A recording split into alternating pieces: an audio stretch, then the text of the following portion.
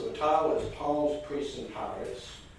I got the title from a Frank Sinatra song, That's Life. The lyrics of which are, I've been a puppet, a pauper, a poet, a pirate, a pawn, and a king. And I've been looking for a title for years. I've been working on this 5 years, about 4 years in. I'm driving on the causeway onto the island, and the song is on. Frank Sinatra, That's Life. And I had a working title for the book called Crossroads, Amelia Island, Crossroads of Culture, which is okay, but I wanted something a little more alliterative. So from that song, I got pirate, and I'm driving along, and in the median, you have these poems. I said, okay, there's another key, poems. And then it occurred to me, okay, you had the Spanish era and priests, and this poems, priests, and pirates. So that's how that came about. The word epic is also, you have an extraordinary history. If you look up epic in the dictionary, that's Amelia Island. You've been invaded, occupied, raided more times than any other piece of ground on American soil. And over a 300-year period, you've had at least 8 flags go up and down on this place, colored. All right, so the book begins with the Timucua. And Ben and I were doing a presentation here 5 years ago, and Sue Nelson at Book Loft and Judy Raggy Moore came up to us and said, we have nothing like the Cumberland Island book, Footsteps in Time, which covers all the history of Cumberland Island from Indigenous to the present.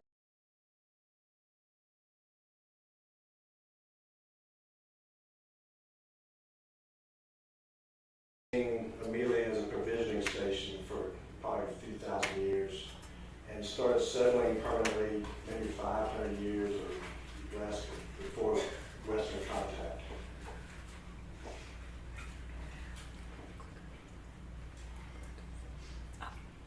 Sorry. Overridden, okay. So as you know, the French and the Huguenots tried to colonize the area, but the Spanish had already laid claim to Florida. They sent Pedro Menendez de Alvarez, conquistador, to rout the Spanish, which he was successful with. He was given broad authority to set up, to explore and conquer the territory, set up fortified settlements, populate them with colonists and enslaved people, and also to proselytize the indigenous inhabitants.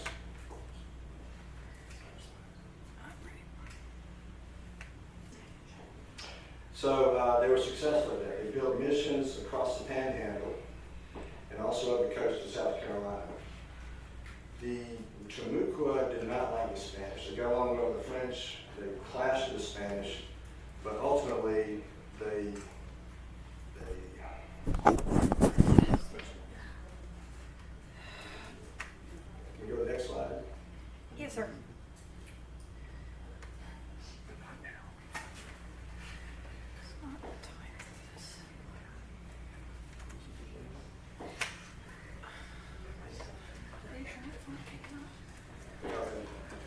Ultimately, they were successful in converting the locals' population to Catholicism. This is an example of a church, and there were a couple of missions on this island that were lost for a few hundred years until 1985, and there was some development on the Harrison Tract, and a backhoe dipped into the ground and pulled out a lot of indigenous bones, which were in the middle of one of these churches in one of these missions. It's called a Dorian dig. All right, so next to the area came the British under James Oglethorpe. He founded the Georgia colony.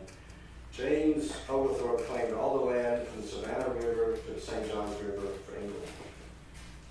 He named Amelia Island after Princess Amelia, the second daughter of King George II.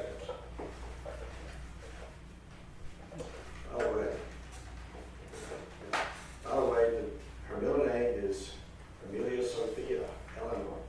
2 most popular girls' names in America last year, number 4 and 5, were Amelia Sophia. She's back in style. All right, who knows who George Clark is? Okay, that's a better answer. This guy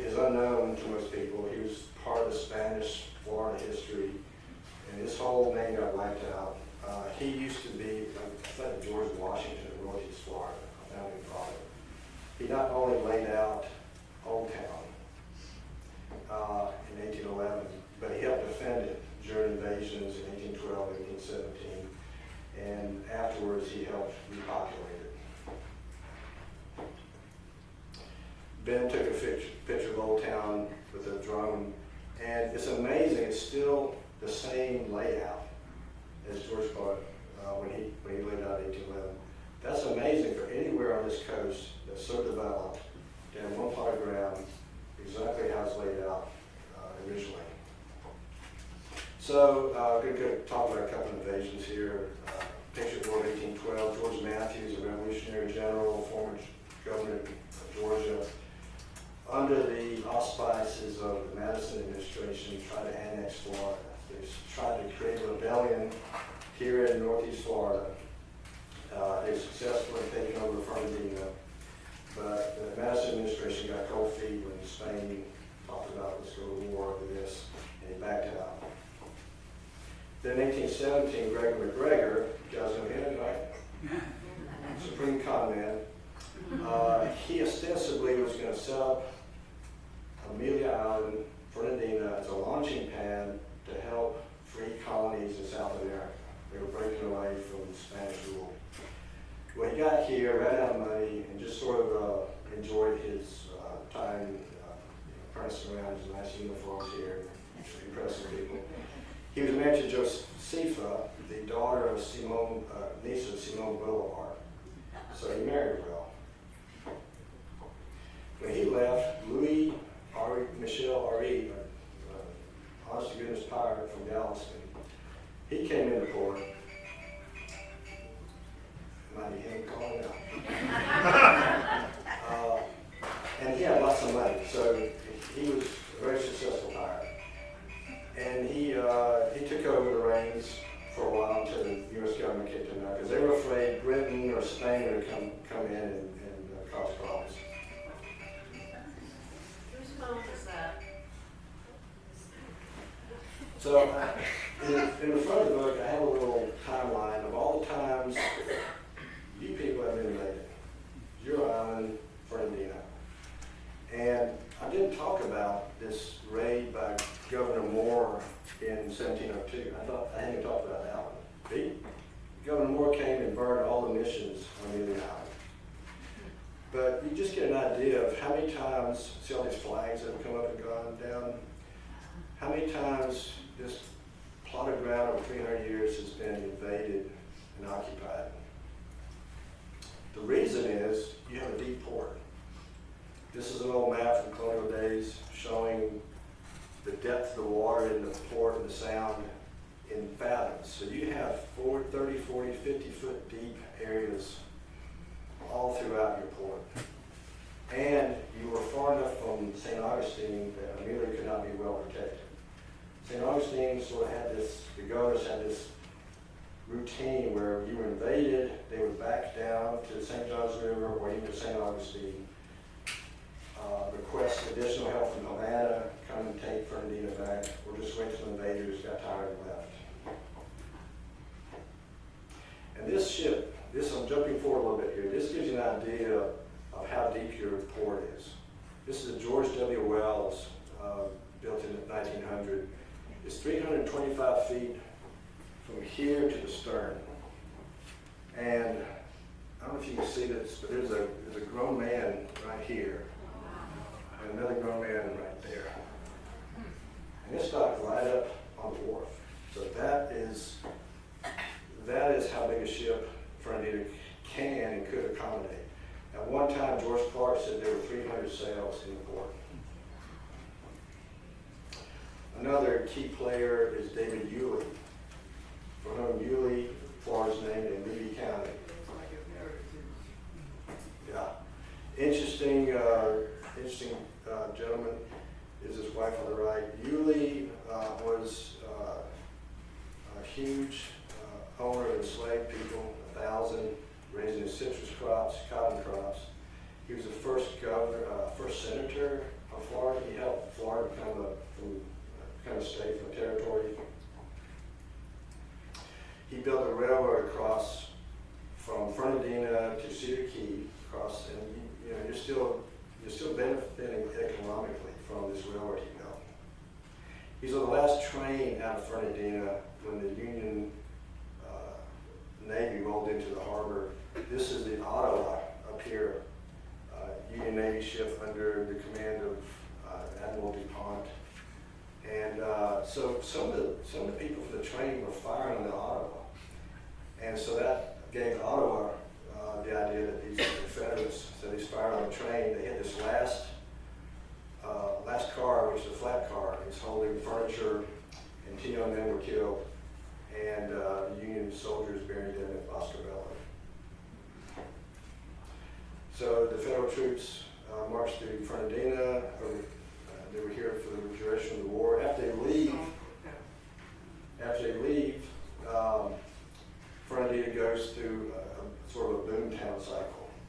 So this is Egmont, and this is one of the leading citizens back in the day, Nathaniel Gordon. He had an export business of lumber, cypress, and pine. He was also involved with trying to export guns to Cuba for Jose Marti, who was trying to overthrow Cuba. Federal agents they found box loads of ammunition and firearms in his warehouse. So he was not successful, but other people were successful in running guns to Cuba from Fernandina. Because of his transgressions, you all made him your mayor. He married Flossie Borden, who was the ship captain's daughter, Captain Maynard out of New York. She was 25 years his junior. He built her Las Palmas, and he bought this nice car. And Rhonda, you know the story. There was one other car on the island, owned by Dr. Wass, and she ran into it. Could have been the other way around, but that's the greatest story. She has a couple of instances. So I'm also going to show you some animation of some of these photos. That's one of the photos of her in the car. I'm going to show you a little bit using AI that we animated. This is another photo we animated. So the transition from long sailing ships, tall mast ships, to steamships is shown really in this picture. You can see some tall masts on the right and the back, and the steamships over here. But the rail, steamships, and the deep water the deep harbor allowed Fernandina to become very prosperous, exporting phosphate, timber, naval stores, cotton. And because of that, that's why you have the silk stocking district. The Mallory line, the Clyde line steamships started running regular weekly routes from New York to Fernandina and back, bringing more passengers, which is why you need also the Egmont Hotel and some of the other larger hotels.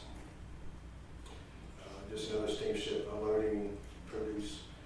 So the other thing you should be proud of is Fernandina is, what's the word?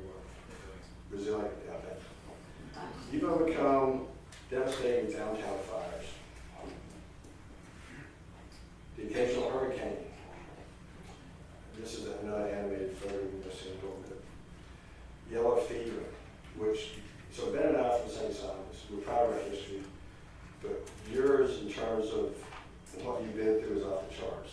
Like I said, it's unique. You might not be aware of it because you live here, but it's unique in American history. St. Simon's did not suffer from yellow fever like Fernandina. We did not have a concentrated village or town like Fernandina. And you also fielded a 1849-94 baseball championship team. Baseball probably came down with the Union soldiers during the Civil War and spread. And getting near the end of the 1800s, this is Camp Amelia, brief but important military hub during the Spanish-American War. You can see on the left there, you see the water tower, and right above Camp Amelia on the water, you can see the town, and then over here somewhere is Fort Clinch. Probably this picture was taken from the lighthouse.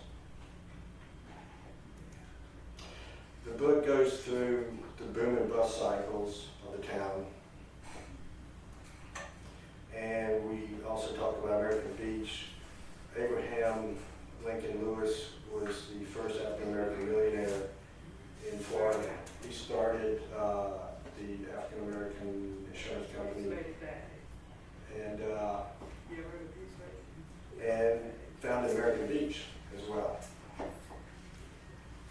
Getting to the paper mills, so in the 1930s, Fernandina was going through another bus cycle. During the Depression, the paper mills helped bring the town out of that depression. And then the Omni was sort of like the third leg of bringing, you had tourism, paper mills, real estate, and also the Omni has helped bring year-round tourists and convention. So that's like the third leg of your economic structure. So that's it for that. I'm going to show you quickly some animated videos of some of the images.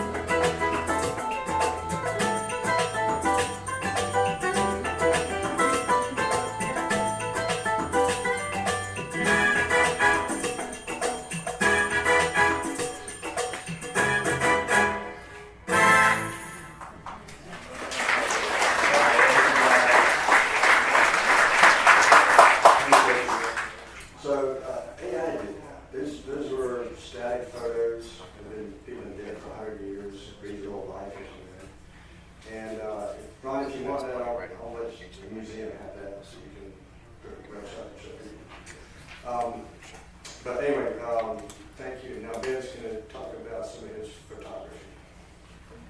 All right, guys, give us 5 minutes to set up Ben's presentation, talk amongst yourselves and stuff like that.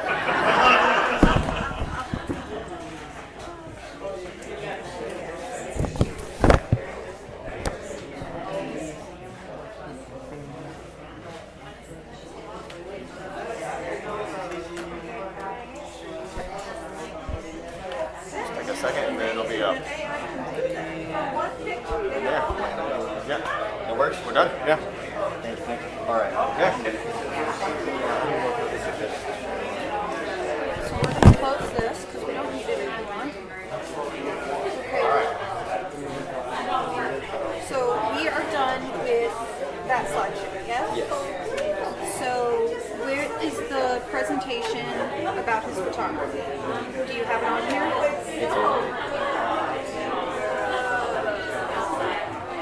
Saved it on here as well. Well, that was just one photo on there. There's one photo on here? Yeah, so the slideshow is just a folder of images that I have on this iPad.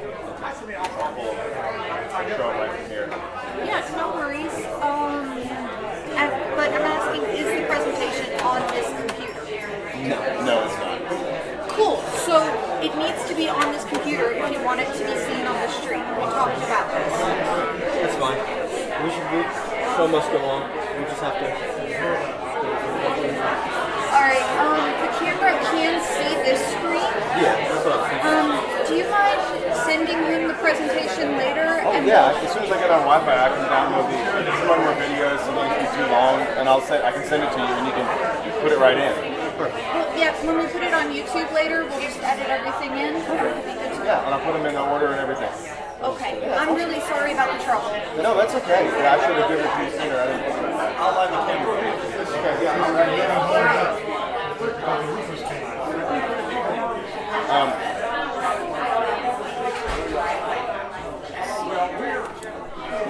Stay right here. That works. All right. All right, everybody, we're gonna go ahead and give hello, everybody. Yes, can you hear me? Oh. All right, we're gonna go ahead and give Benjamin our full attention for his presentation of his slides. Okay. Can everybody hear me? Sound good? Great. I've never used one of these headsets before. I've usually just been a screamer. Awesome.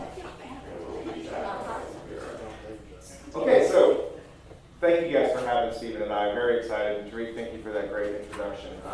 I know that this museum played a very important role in the success of this book and the research that Stephen did.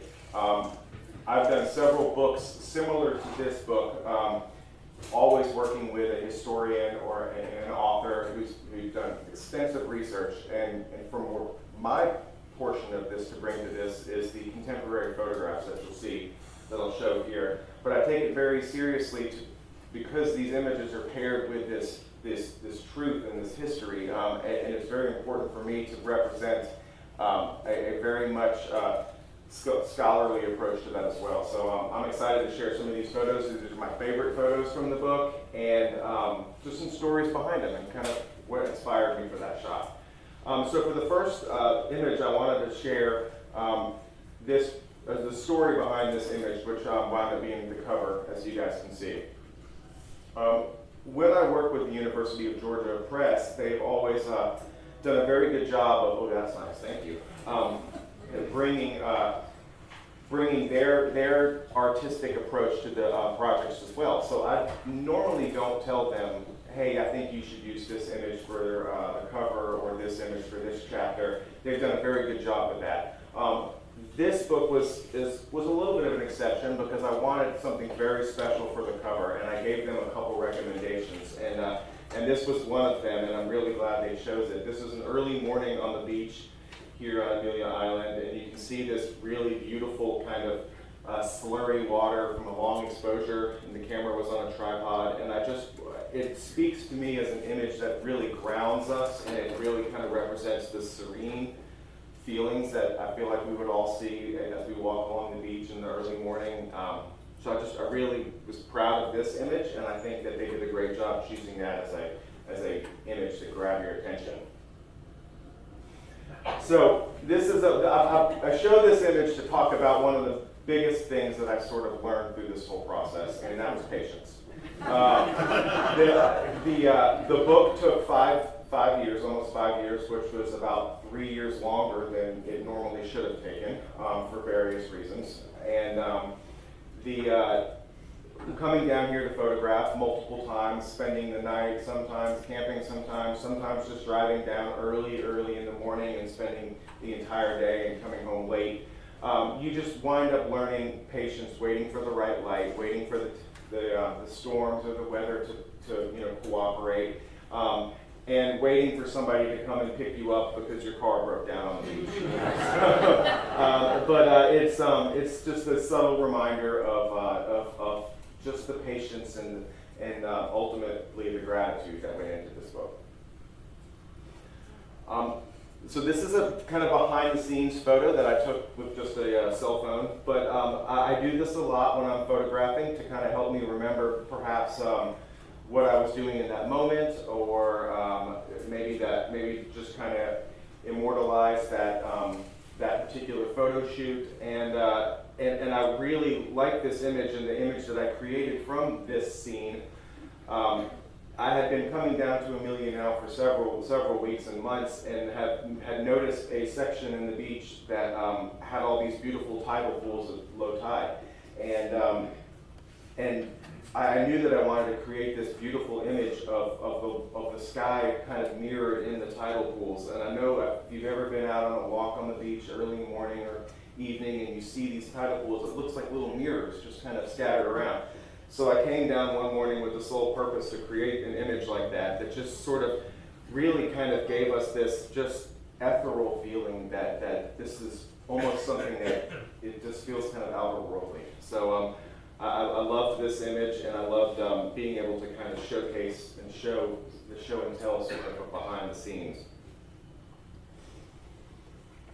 So this is a video. And it's not an animated picture like Stephen was showing.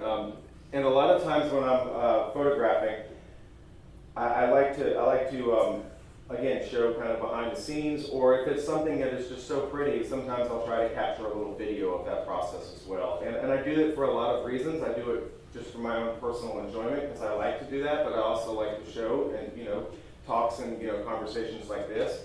But then it also helps me show the reality of that scene, that this is in fact something that I saw when I was there. And for me, what stood out was this really, really full high tide, and the way that the sky was just basically mirrored in that high tide and that beautiful green marsh, and it just looks very kind of surreal. And from that scene, I created this photograph. And you'll see that it's a slightly different composition, same area. And one thing that I really love about this image that makes it for me, and you'll see a lot of my work, is the inclusion of the human element. With a little bit of dock right here, and you can kind of see just a blur of somebody walking past on the dock.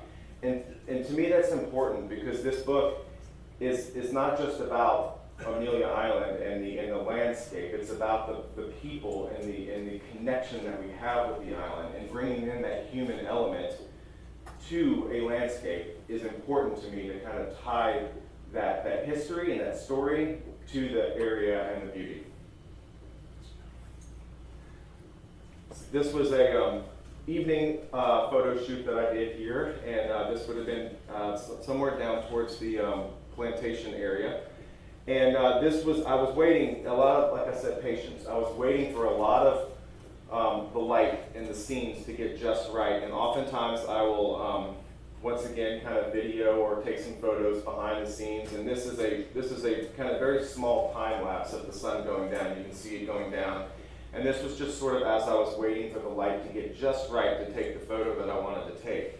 And from this time in this scene, I created this image. And it just, to me, it really kind of tells us that story of those beautiful marsh summer sunsets that we get here that are just incredibly beautiful. And as we know, all of us, I'm sure, know, as soon as that sun went down, the mosquitoes came out. And I was running back to the car with everything as fast as I can, but it's part of the process and very familiar with it, and bug spray stays in the camera bag at all times.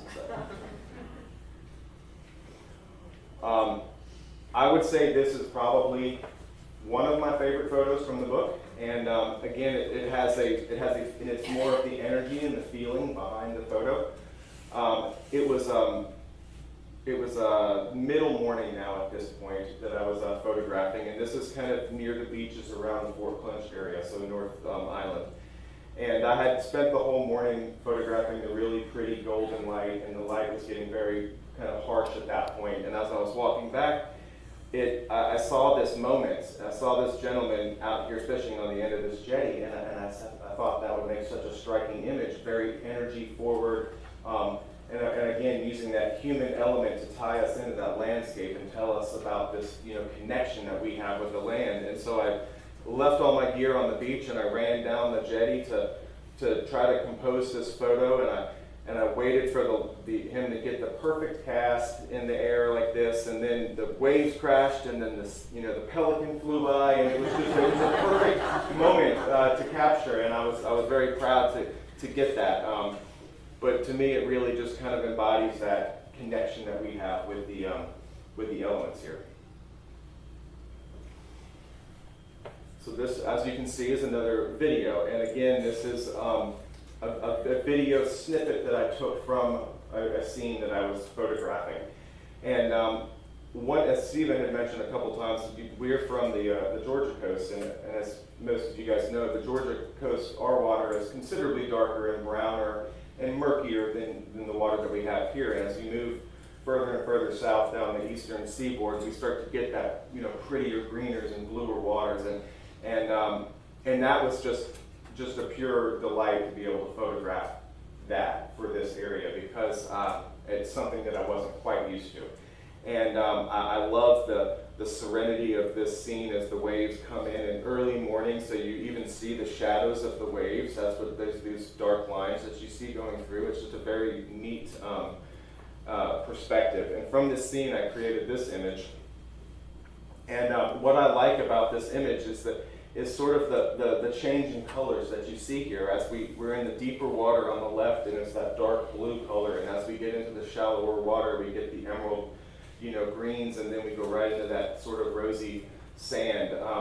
And again, you'll see one of my favorite things to do is bring that human element back into the image, that this is somebody who is a steward of this land and using it, and it's that connection that we have with it. So I really enjoy this image and to showcase how we all live here.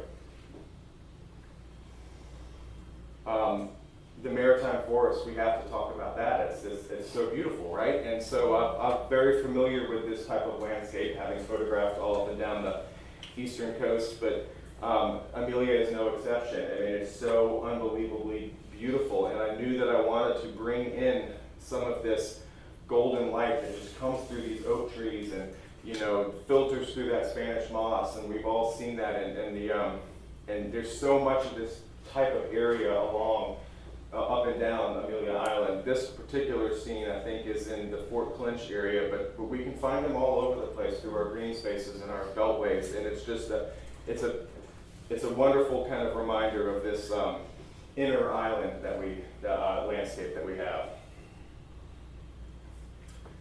So this is a little low-res video, but what I'm trying to sort of convey here is that wonderful summer squalls that we get every time this year, where we get these big billowing black clouds and tons of wind coming across the beach, whipping really fast. And this was a time that I was photographing towards the south end of the island, and one of the storms had kind of started to come through, and I knew that I wanted to create an image that represented that sort of wind and that storm, and so from this area, I was trying to figure out how to make an image, and so I walked up towards the dunes where the wind was just whipping. Uh-oh.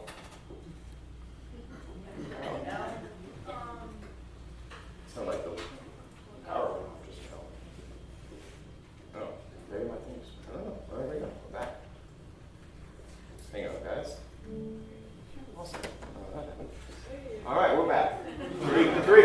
right. All right. So from this scene, I created this image, which was just this wind just whipping across, and we had a lot of wind last night, and it reminded me of this photo. But the wind just kind of whipping across against that dark sky, and you know it's this ominous, it's about to storm. But again, having lived here, all of you, you've all seen it. We've all felt this wind and that energy, and it's really magical in my opinion. So continuing on the theme of storms and weather, I told you that I learned patience with this project, is once again those little summer afternoon showers. I had spent the day photographing across the island, and the light was really, really beautiful at this time of day, so I had parked somewhere over in this parking lot and started walking out to the beach, and I didn't even make it to the beach when the rain started, and I was like, of course, you know. But having grown up in this area and knowing about these storms, we all know that within 5 minutes they'll pass. And so I just waited, and then was rewarded really with some just beautiful light and a beautiful rainbow that came out. And then it just so happens they decided to bring horses out for me, and they unfortunately forgot the jumping dolphins, which would have been really nice. But it's almost perfect. So I really enjoyed it. And again, it was just that, you know, learning that patience, trying to produce the image that represented what I felt, you know, as best it could. And to close out this little collection of images is I would say I've said a lot of these are my favorite images, and they are because I'm proud of the work. But this might be my favorite. This also coincidentally closes out the book as the last image in the book, and it serves a couple purposes. This is my daughter. She was probably 6 at the time, and she was my little sort of spirit animal. She would come with me to these to a lot of the photo shoots that I did. She would camp with me. She'd be the first one to get up and run out to the beach for sunrise shoots, and she really kind of you know, helped bring the joy to a lot of that, to share that with your family like this. And this image, you know, as Stephen mentioned earlier, you know, Amelia has gone through so much of history, so much more than, you know, a lot of other places in the country. And this represents that resiliency and that moving forward and that just excitement of what's to come. And I think that it closes out the book nicely, but it also just, you know, just makes me happy. So. So those are my images, and Steve, you heard Stephen talk, but we'd love to, you know, answer any questions that you guys might have. And we can open the floor, so anybody has questions, please don't be afraid.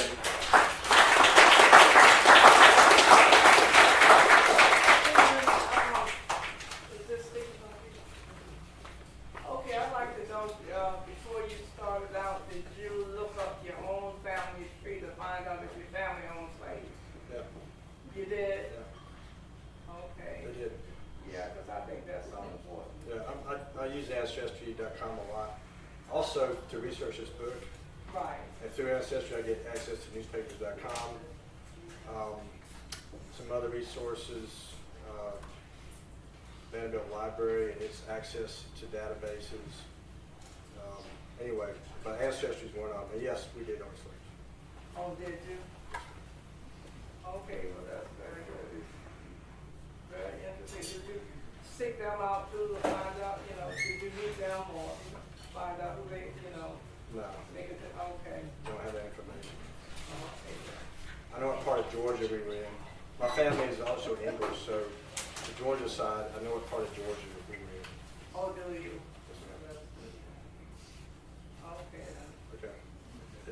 Yes, sir. From photography, and I'm just curious, when you're doing life people in your shots, do you have to get some formal release that you're working on a book, or is that not required? It is. It depends on how included the person is. So if the person was visually referenced, or that you can actually physically tell who that person is, then yes, I would have to get permission. And I always carry, you know, releases like that either on my phone or in my bag. I try not to include too many very recognizable people in photos, because A, it ages the process of the book, but also B, it just kind of, it takes away from the scene or the story that I'm possibly trying to, it's not about that person. So I would prefer something like a silhouette where it could be anybody. If that answers your question. So your daughter was okay with you? She was okay. The very first book signing that we did, she came with us, and she wound up signing her name on some of the pictures, as only she would. So. And the book starts with a sunrise and it ends with a sunrise. Correct. Yeah. If you want to see what Amelia looked like that the natives saw, indigenous, look in the earlier chapters, some of his outdoor scenes with no reference to civilization or people. You know, that's the great thing also about this island. You can go places and see what the indigenous saw. Still there. For now, yeah. Yes. Yes, sir. Princess Amelia allegedly had a thing for Frederick the Great of Prussia, but he wasn't into women. Have you run across that story? I knew she was didn't marry and was childless, but I didn't go down that rabbit hole. Okay.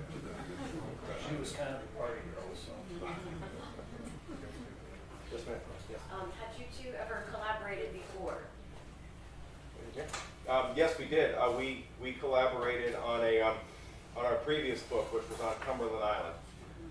It was very similar form factor to this book with the University of Georgia Press, and in launching that, we gave a talk on the Cumberland Island book here on Amelia Island, which is what sort of spawned this idea to do the Amelia Island book. We do have that in the archives if you would like to see it. And it's that bookmark and story and so on. Yeah, so in that book, I went really a deep dive into indigenous culture, not knowing we were going to do this book. So when I got to this book, I couldn't go as deep because of the plagiarism and already, double dipping. But I do go into the Mokama and the local indigenous population a decent bit in this book. Is there a question here? Okay. What was the name of the baseball team? What was the name of the baseball team? I think it's Fernandina. Fernandina. But later you had, some of the teams were like social clubs, like Nathaniel Borden. He was in part of one of those. They would play in Brunswick, Callahan, all around. And there's one report I put in there of this baseball game where the outfielder hit the cutoff man in the concession stand. The sports reporter was having fun with that. But Mr. Frank, he knows about the black baseball history here. And was it Tigers that were here? No, it was the back in '55 or '56. The Washington Senators farm system came here, Yeah. and their home team, the AAA team, was the Charlotte Hornets, which was a baseball team. Later, we had the Charlotte Hornets as a basketball team, but the Charlotte Hornets were here. And then they moved from Washington to Minnesota, Yeah. became the Minnesota Twins. So a lot of the ball players, Harmon Kelbrew, Sandy Valdespino, This is a test. It's also in the book. Yeah. It's also in the book. Yeah, Versailles, he was here, and he won the batting title for Minnesota. Yeah. They had a couple of brothers that were out of Houston, Texas. We call them the Spoon brothers. Charles Witherspoon and James, Big Spoon and Little Spoon. And I think one of them made the majors, but one, they came from the Negro League, so they were older guys then. Yeah. Because there were quite a few old ball players. The one that played with Cincinnati, I can't think he was here, and several of them, the name escaped me now. They're from the Negro League, and they were too old to go in the majors to invest money in them. Right. But there was quite a few that came through here. Yeah, like I said, you're like a walking history, living and breathing history. Yeah. Right. Yes. So what's your next book? Tell me what you were working With just lots of irons in the fire. Still exploring the coast of Georgia, in various formats, but nothing's solidified yet. So really, just lots of gathering of, you know, stories and images. So. Jekyll. I actually published a book on Jekyll. It's 2013, so I think, or so. So I'm sure they might have it at one of the bookstores in town here. This is the 5th of 5 Barry Islands: Sapelo, St. Simons, Jekyll, Cumberland, now Amelia. And Ben's done photography on all those books. Jekyll's great there. Yes, sir. Since you started work on Cumberland Island's book, and given the federal protections for habitat and historical structures there, have you seen any changes over the time that you first started looking at positive, negative? Well, from a photography standpoint, not really. I hope that the conservation stays there just for the raw beauty of it. But from I wouldn't know much about the the research on that side of it. Yeah, so I was talking to, amazingly, coincidentally, Bill Stuckey earlier this week. He sponsored the legislation to make it a national seashore.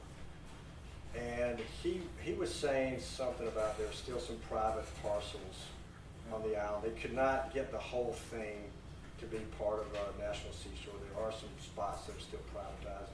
I'm not sure what rights they have to build on those spots, but yeah, that's all I know. Oh.